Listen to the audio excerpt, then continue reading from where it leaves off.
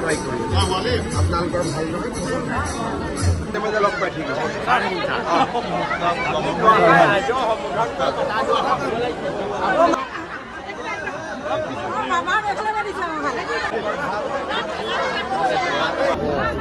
নাটক এৰি দিছে আপুনি এখন এপ্লিকেশ্যন এখন বসন্তক দি দিব মই লৈ ল'ম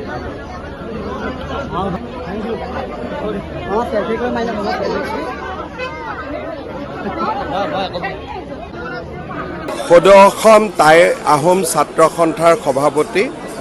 বসন্ত গগৈ ডাঙৰীয়াৰ পিতৃদেৱতা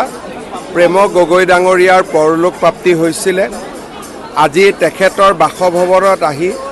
বিদেহী আত্মাৰ প্ৰতি সদ্গতি কামনা কৰিলোঁ আত্মাৰ সদ্গতি কামনা কৰিলোঁ আৰু পৰিয়ালবৰ্গ বিশেষকৈ তেখেতৰ মাতৃ আৰু পৰিয়ালক লগ কৰি আমি গভীৰ সমবেদনা জ্ঞাপন কৰিলোঁ মোৰ লগত আমাৰ সতীৰ্থ কেইবাগৰাকীও আহিছিলে আমি সকলোৱে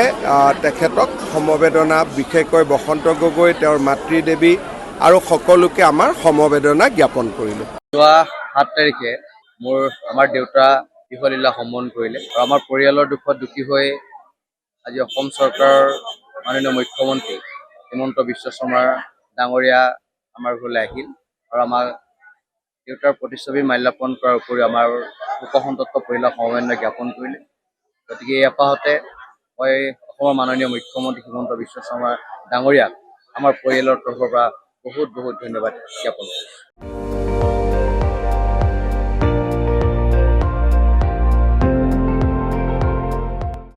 আপুনি চাই আছে ND24 সৰ্বশ্ৰেষ্ঠ নহয় সৰ্বোত্তমৰ দৌৰত